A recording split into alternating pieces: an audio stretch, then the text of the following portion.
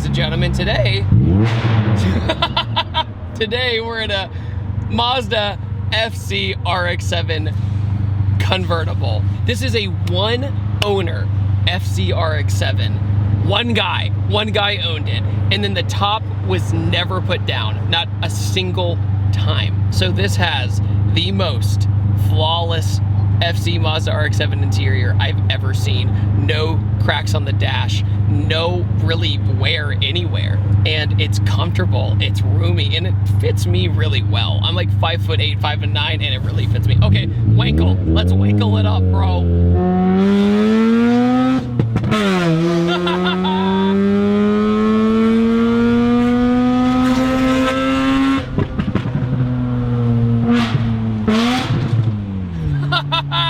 I love rotaries!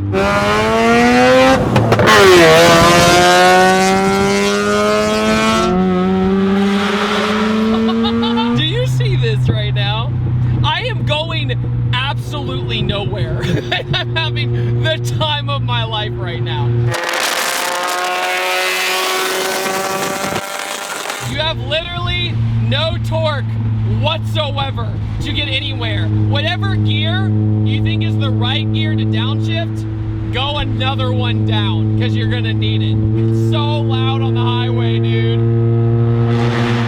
Mazdas have so much character, so much personality, and it's a shame we haven't seen the Rotary make a comeback, but I understand that we haven't seen it make a comeback because of emissions and all that kind of stuff. Then you have reliability issues and apex seals and every stereotype you can imagine with a Rotary. But then you drive one and you just don't care. This might be the naturally aspirated one, but it's still so much fun to rev to the sky.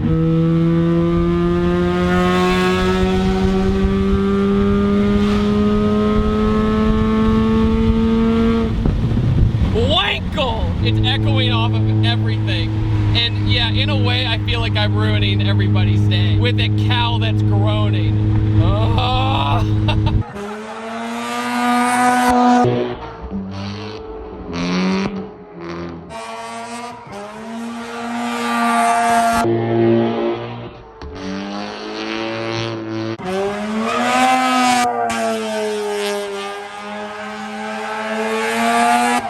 But this thing looks absolutely amazing rolling down the highway.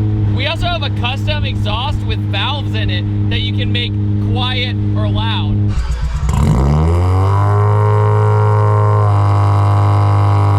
But if you can't tell, I left it on the loud mode because it's way more fun. This car is the epitome of, but wait, there's more. It just never stops revving, and it makes it so fun to drive, even though you have zero torque.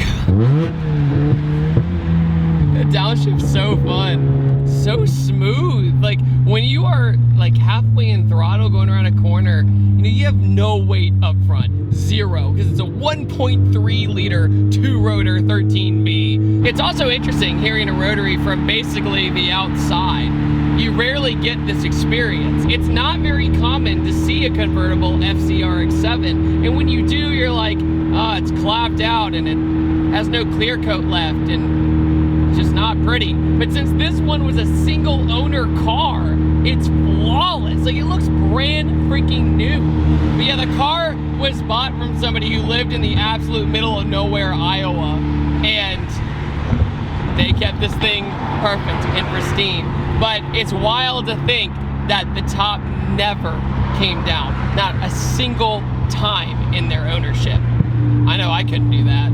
Even the airbox is factory, just everything about it's immaculate. And I think we're getting to a point where factory JDM cars or JDM Legend cars are becoming more impressive than their modified counterparts sometimes, because you go, wow, somebody was patient enough and had the self-control to not modify it. And now it's kind of paying off for a lot of people because of how much higher the prices are nowadays. It's absolutely insane.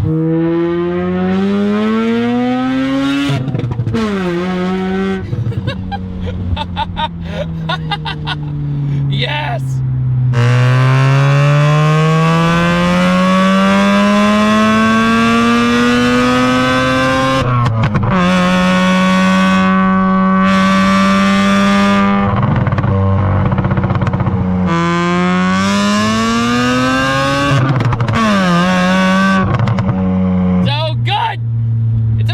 train. Just an FYI, I literally am going nowhere, but it's the most fun going nowhere car I've ever felt. It's such a shame too that, you know, we ended the Rotary legacy with the RX-8, which gets a really bad rep. I mean, an absolute awful rep because they were even more unreliable than their RX-7 counterparts. But you know, the RX-8 handles amazing. Like, it handles like a dream. But that's why people gravitate towards the older RX-7 because one, has a little bit cooler of a legacy. They look more sporty. They're part of the JDM golden age.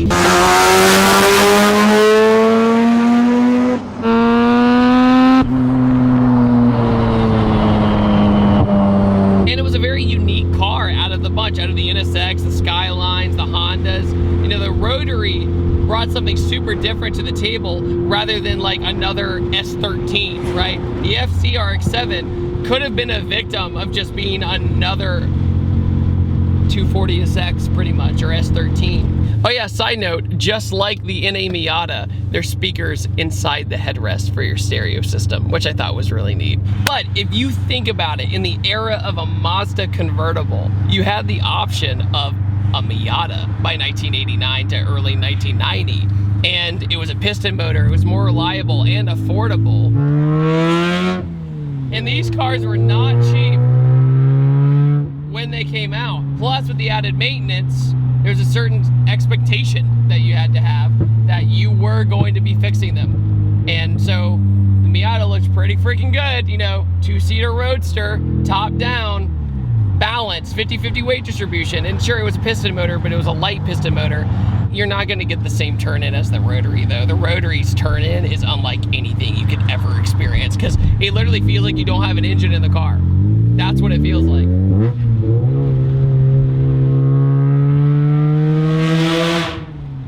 I thought that this was not gonna be that fun because of how slow the RX-7 is without a turbo. But it really hasn't taken away from the Rotary experience at all. If anything, I'm having to beat it up even more. And the only FC RX-7 I've ever driven was James Wood's, which is a legitimate race car. Driving a stock one is really lovely. It's a lovely car. And this car's on coilovers, and it's the, oh, sick. And this car is on coilovers, and it's the smoothest riding coilover car I have ever experienced in all my years of reviewing cars. I would have never guessed that this car is on coilovers. Also, another thing I like is if you rev it all the way out and then let off the gas, it does this very organic burble. And it's not like a burble tune that's overly freaking obnoxious, dude.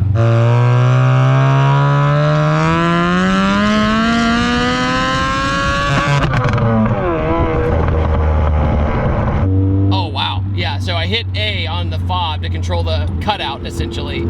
Here's a rev with the cutout closed. Oh, wow. Wow. This car just turned into a Japanese luxury convertible at the flip of a switch. So, oh, but it's all motor sound now. Sorry, Des Moines, Iowa, you have horrible roads. So I am really sorry for this shaky camera. But I just went from full race car to now I'm good, and I can hear the Rotary now more than the exhaust note. So with this, I can really rev it out without bothering a lot of people.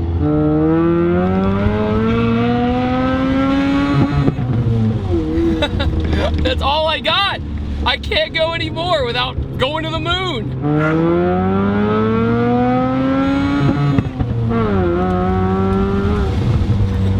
I hit a bump while also shifting into second. Perfect timing. Let's open this bad boy back up. I'm glad that it's not like this all the time. At first I was like, oh yeah, woo, screaming Rotary all the time. But the drone is what's getting me a little bit with the exhaust open. But that is not really me hating on the car. Just, it's whatever mood you're in, right? Whatever mood you're in, you're ready to go. Thanks, Des Moines. I also want to give a huge shout out to Off the Line, who is kind enough to let me review this car today. So thank you so much for hooking me up with this review. On that note, guys, what do you think about the convertible FC RX-7? Do you think the experience is better with the top down? And also, was the viewing experience better with the top down? If you like my videos, if you want to support my videos, make sure to head over to pattersoncarcare.com. It's my own personal detail brand that is our own original formula made in America, and at the same time it makes life so easy, including our Brake Dust Pro, which is like cheating while you clean your wheels. It takes just around a minute. So on that note, I want to thank Off the Line Performance for hooking me up with this FC RX-7 review, and let me know in the comment section below of what you think about the FC RX-7 in general, and also the Vert. Would you own the coupe or the Vert for being a little bit more rare? Love to hear it, and thank you guys so much. Once again, take it easy and have a wonderful day. Goodbye.